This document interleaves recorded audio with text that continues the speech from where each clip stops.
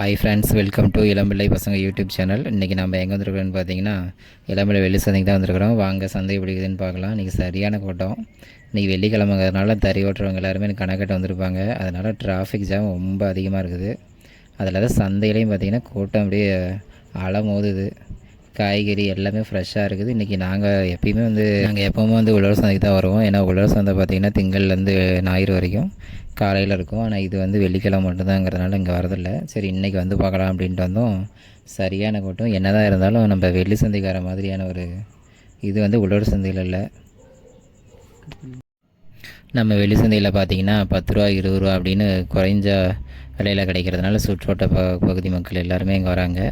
அது மட்டும் இல்லாமல் அரசினர் மகளிர் மேல்நிலைப்பள்ளி அருகிலே அமைந்துள்ளதுனால மாணவர்கள் எல்லாருமே இந்த மாலை நேரத்தில் காய்கறிகள் வாங்கி செல்வதையும் பார்க்க முடிகிறது. அது மட்டும் இல்லாமல் மிகவும் சுவையான ஆட்டையாம்பட்டி முறுக்கு, கூடை, முறம், விளக்கமாறு போன்ற பல்வேறு வகையான பொருட்கள் இங்கு கிடைக்கிறது. இன்றைக்கி சந்தைக்கு வந்ததில் ரொம்ப சந்தோஷம். இன்றைக்கி சந்தைக்கு வந்ததில் வந்து சின்ன வயசு ஞாபகம்லாம்.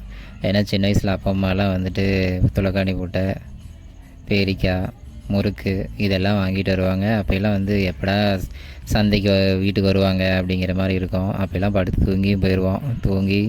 தூக்கத்துலேருந்து எழுப்பி அந்த மாதிரி கொடுப்பாங்க.